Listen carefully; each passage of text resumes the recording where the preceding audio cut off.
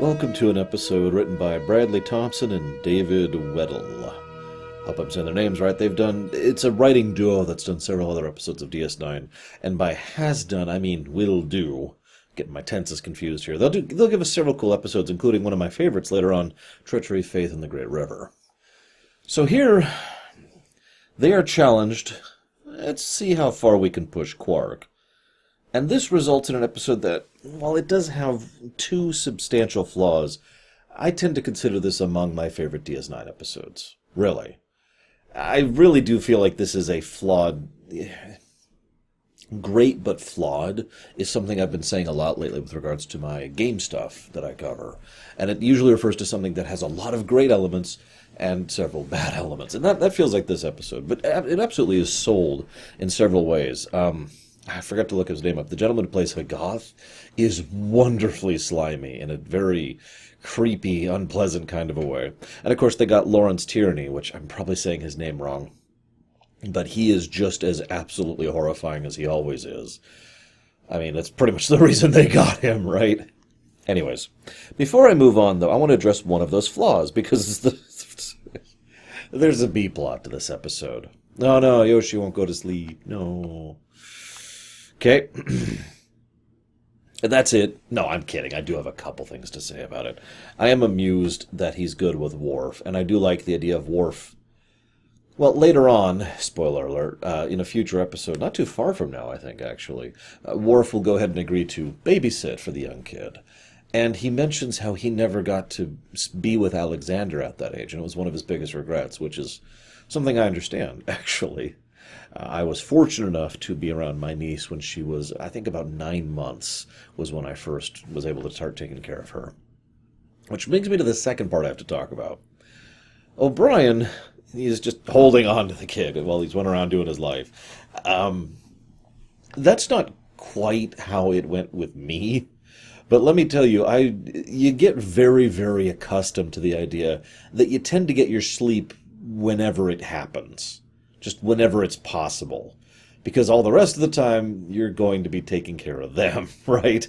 And they don't really have a sleeping schedule yet. They just wake up when they wake up, and they fall asleep when they fall asleep.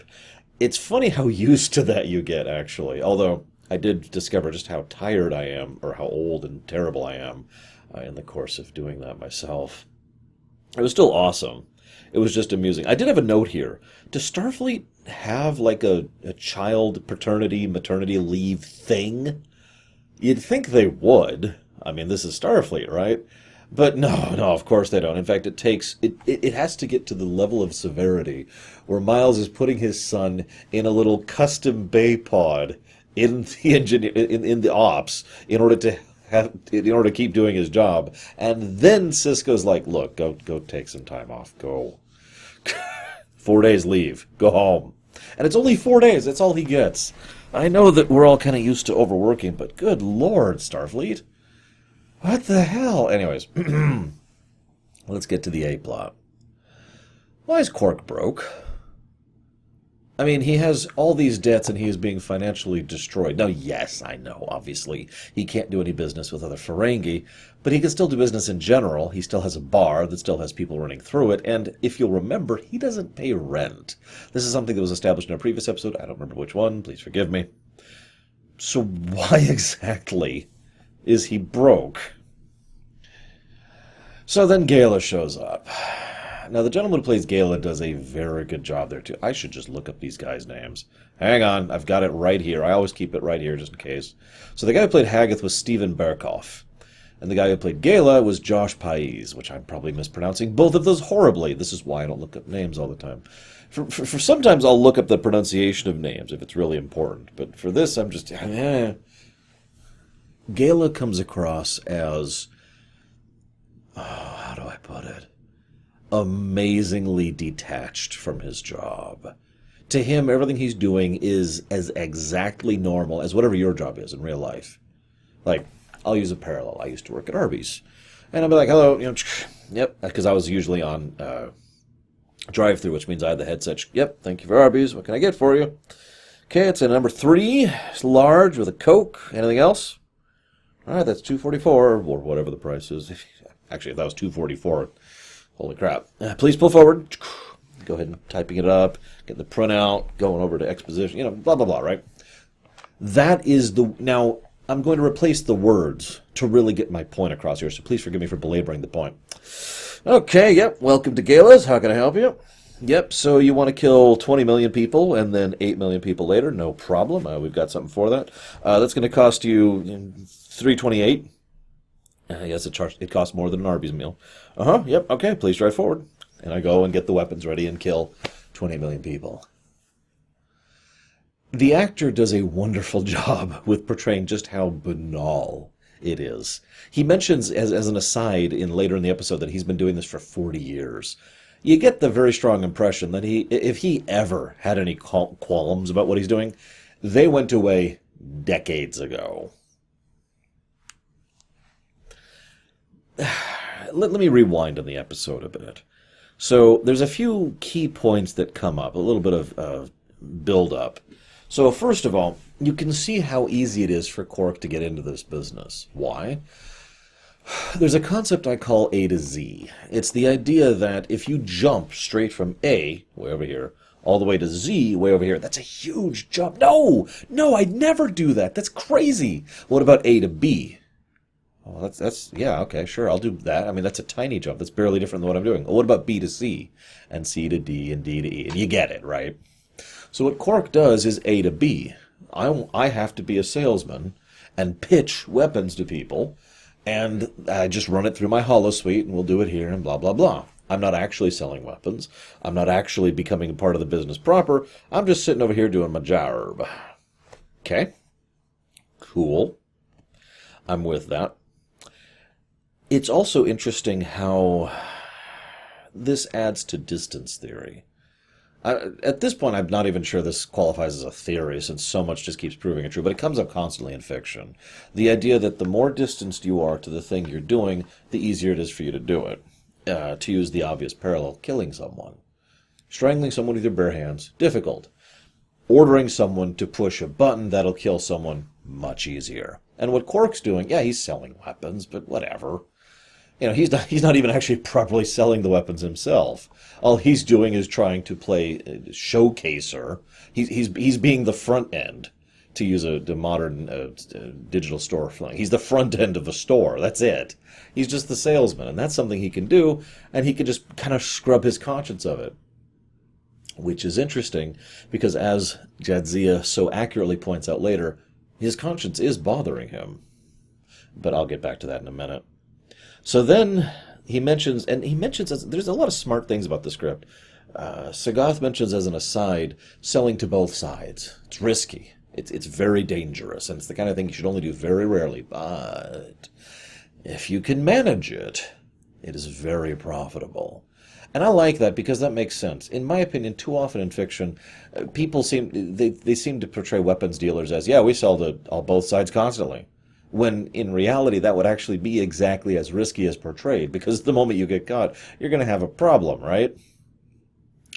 It's also probably worth noting, and this goes without saying, really, but simply being in the weapons dealing business is terrifying in its own right, because you're dealing in weapons. You could say practically and functionally it's the same as selling a burger or an Arby's meal, but it isn't, because that meal can't immediately be turned on you and shot at you. And, well, it's kind of, I hate to say this, but it's kind of like drug dealing, basically. It's one of those very profitable, incredibly dangerous industries that you either have to be really good at or really stupid in order to really get anywhere in it. If you're really good at it, if you're sufficiently intelligent and brutal and horrible, then you can manage to make a name for yourself. You will eventually fall, but you can enjoy the good times until then. If you're stupid, then you're jumping in because it makes a lot of money, and you will die. And this is actually what happens fairly commonly in real-life history, although I don't want to get too much into hashtag controversial, but you get the idea. So, now, why am I bringing all this up with regards to this episode? The episode does a good job of showcasing the monumental variance in mentality between Galen Sagoth and Quark. Galen and Sagoth are people who have been doing this business for a while. They're the smart ones, the competent ones, the ones who, as I mentioned earlier, are the ones who can actually ride the wave, so to speak. Someone like Quark? Well, I don't want to call him stupid. It would probably be more accurate to say he is desperate, which can functionally be stupidity, because you're doing things you probably shouldn't do. But one of the things I find funny is Quark clearly doesn't actually understand the field he's getting into in all ways. Not just because of the morality, not just because of the conscience, but it's shown right at the beginning. Again, a lot of foreshadowing in this script. Right at the beginning, he's talking to Gala, and Gala's trying to get him in. And Gala's like, yeah, I'll give you 5% on any sales. Now, most people hear 5% and they think, oh, that's pathetic. And so Quark immediately, and without hesitation, just very next line, I'll take 10. And then Gala casually shows him the kind of money that goes through this system and says, no, you'll take the 5. And Quark's like, oh my God, because he didn't know. He literally was acting in ignorance. And that is the whole point, as Quark is getting into a field that he has no idea what he's doing. So, Haggith... actually, real quick, I want to mention something. Quark is severely in debt.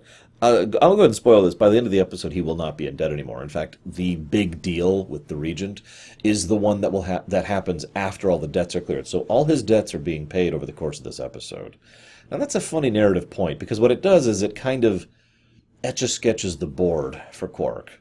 He's no longer destitute, but his status quo doesn't change. So status quo is maintained, yay! And we don't have to worry about consequences or anything actually mattering in the next episode. Yeah, I know, I'm being derogatory here, but it is still a clever way to maintain the status quo, because he does make a lot of money. It just goes to paying off all his debts, so he doesn't actually make anything. So, another little point. Hoggoth actually mentions how he prefers to buy influence in addition to money. I know what you're thinking, how do you buy money? So anyways, Hoggoth buys influence as well as money. And this is an interesting insight, and again shows how much he knows what he's doing, and how much he is able to, again, ride the waves. In fact, if not for Quark basically completely side blasting him out of this whole thing, he would have kept doing this for years to come. Gala too, actually. Then this is immediately followed by him criticizing a follower for basically failing. And what's interesting is, at first it seems reasonable. The guy failed on sealing a deal because he was off on Ryza, doing what people do on Ryza. Flying around with the hover packs, of course, and trying to get the daily thing where you go through the arrows. It's very fun. But then we find out later they had him killed. Now, that is actually what I was expecting from the former scene. But I point that out because it is once again an example of the A to B to C to D mentality. Because at first glance, him dressing him down and kicking him out of the organization makes perfect sense. He made a mistake because of... He didn't even make a mistake. What he did was he screwed up. He did the wrong thing. And as a consequence of his incompetence, they just lost a lot of money as a group. So, you're out. Okay. Then he has him killed. What? And you can see how it starts to become a little bit of a problem. Quick point here. If you're ever going to be an evil overlord, don't toy with your minions. Not that I would know anything about that, of course. But the point is, you want them to actually be afraid of you when you're going to actually execute them. Don't just play around with them. He does that with Quark, and it just irritates me. So, there's a bit where he goes to Jadzia. This is the other flaw of the episode, in my opinion. One of the things that I've really hated about DS9, going back to it, I don't know why I never really noticed it before, is the rest of the crew really mistreat Quark. Oh, don't mistake me. I understand them not liking him, but I would go so far as to say that they actively do mistreat him, to the point where it is unacceptable. It's usually played off for laughs, or, oh, well, he's just so much beneath our high ideals, but they're actually legitimately mean to him on multiple occasions, to the point of being abrasive. And this has bothered me the entire series. And here, Jadzia can clearly see that Quark actually does care and is bothered by this. She knows him well enough to know that. She's known him for years now, for the last 6 years at this point, or 5 years, this is season 5, 5 years. Sorry, I'm mentally jumping back and forth between TNG and DS9. So she's known him for 5 years, and she knows that this is bothering him, and that this is a good time to try and help him or take care of him, be there for him, embrace him. Nah, she's just rude, crude, and tells him to piss off. This actually happens even worse later when he's going to her, basically thinking that he is about to go to his death. And her reaction? Go away, Quark. Don't mistake me. I understand the ire. Because if one of my friends decided to go into weapons selling, I'd probably have a pretty similar reaction. But at the same time, one of the things I've noticed is that while some people want to do better or redeem themselves completely on their own, some people want to do that if they are embraced, for lack of a better way to put it. The Magneto effect, let's just call it what it is, right? And this is something DS9 actually consistently shows, that the characters don't embrace people, and as a consequence, they don't change. And what I don't mean physically embracing. I mean, being accepting, being understanding, being tolerant, willing to talk to them, willing to... You get it. So instead, she completely shuts Quark out. Thankfully, his conscience did actually bother him enough to do this regardless, because it would be wonderful to see yet another Ducat situation, but I'm getting off topic. So then... Then they bring in Lawrence Tierney, and I really hope I'm saying his name right, because he is an awesome actor. Unfortunately, the gentleman actually was suffering from a stroke, or rather, had just suffered from a stroke. Let's use correct terminology here. So he was having trouble with his lines and memorizing them, and you can kind of tell he's got the thing going on with his face and all that. Now, what's funny is, in hindsight, I didn't know this until I rewatched it this time around. At the time, though, I thought he was doing it deliberately to showcase how unhinged he was. Multiple times they mention how he's basically a madman, how he's some kind of insane dictator, and his performance gets that across, but it was apparently completely on accident. With one notable exception: I came here to purchase weapons. Are you here to sell them to me? The way he says that is terrifying. And the way he so casually says, 8 million? Terrifying. But what's even more terrifying to me is Gala and Sagoth's reaction to that. They're just, again, welcome to Arby's. Oh, you want 28 million dead? Okay, that's going to be 433. Price just keeps going up. That was chilling, to be completely blunt. And it's funny because that is Alexander Siddig's directorial style in a nutshell. I've noticed every time he directs something, he tends to lean towards the more coldly horrifying aspect of things. This is something that'll come up in future episodes. I'll mention this at least one more time in the future that I know of. And the dream sequence where everyone's like, you kill this, looks like you lose, that whole thing.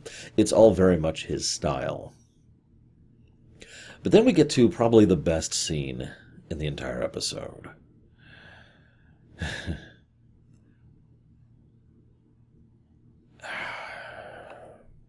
Quark is standing there, and Gala says, "What are you doing?" God, if Shagath knew that, he'd have you thrown out the airlock. I've been in this business for 40 years. I can't get out of this business if my hand-picked successor isn't going to do this. Notice that Gala has never actually been doing any of this for Quark's sake, by the way. Gala reaches out to Quark. Gala helps Quark ingratiate with Sagoth. Gala wants Quark to take over for him. None of that is for Quark's sake. It is a 100% purely selfish perspective. He just believes Quark is a good fit for what he needs, a tool necessary for the job, and nothing more, because that's how Gala's mind works. And I point that out because it helps to showcase part of his mentality going into this. Thus, when the tool starts not working correctly, he's rather perturbed. And he points out at the stars. If I offered you 10 million gold-pressed latinum, would you really turn my money down? And I was like, I've heard that before. So I looked it up. Forgive me, I'm going to drag this over my first monitor because I'm going to read this to you here. This line is just chilling, and I quote, "Victims? Don't be so melodramatic. Look down there. Tell me, would you really feel any pity if one of those dots stopped moving forever? If I offered you 20,000 pounds for every dot that stopped, would you really, old man, tell me to keep my money? Or would you calculate how many dots you could spare?" It is a horrifyingly chilling thing. But this shows Gala's flaw. Gala does not understand Quark at all. Quark is not an evil person. He is willing to do underhanded things. He is willing to cheat and lie. But he doesn't kill, and he is certainly not a mass murderer. He is very not cool with this, no matter how much money you offer him. Because It's a line. That was indeed the whole point of the episode. Where is Quark's line? Well, here it is. Bam. This is unacceptable. So Quark goes to Jadzia, and I already complained about that. And then he goes to H'goth and feeds him a load of lies. I've actually pointed out several times in this Ruminations series that Quark's tells for when he's lying are actually very obvious if you pay attention, you know them. And funnily enough, not Alexander Six, sorry, Armin Shimmerman always uses the same tells whenever he's lying as Quark. So, watching that scene, you could tell he's lying through his teeth, no pun intended. He is completely spewing BS, and H'goth, who prides himself on his observational skills, doesn't see any of it. I found that very fascinating. By the way, for those of you who don't remember, I'll go ahead and remind you, Quark is most obviously lying when he shows no nervousness or uncertainty whatsoever. When he is confident and smooth, he's lying. When he just goes right through it. There's a sort of he gets when he's being more sincere, and a hesitant sort of a thing that he gets when he's not sure, and then all right, whatever, I'm just going to do it kind of a tone when he's knuckling down to do something hard. But when he's lying, oh, it's just smooth as butter. So, I actually really like the way Quark resolves this, by the way. Invites the other rebellious leader on board, pushes them into the same room, walks away. It was actually pretty clever. It's funny, he mentions, I didn't know they were going to start shooting. I don't know how much I believe that, but what I like most is that he is honest when he talks to Sisko. We don't hear it, because obviously we don't need to hear him recite the whole episode. But we get the implication, he flat out admits everything he did. Yes, I did this, I got them together to stop this deal, because he was a madman. The liquidation squads have cut up to the region, he's dead. I can live with that. I can think of 28 million other people who can live with that too. 28 million and one. I like that. And then, of course, he gets one new debt at the end of the episode to repair the damage done. But he gets his conscience, and he gets his friends, and 28 million people get to keep living. I'd say that's a fair trade. And I think he would too. And I think that's the point. I hope you've enjoyed my thoughts on this fairly excellent episode. I'll see you next time, guys.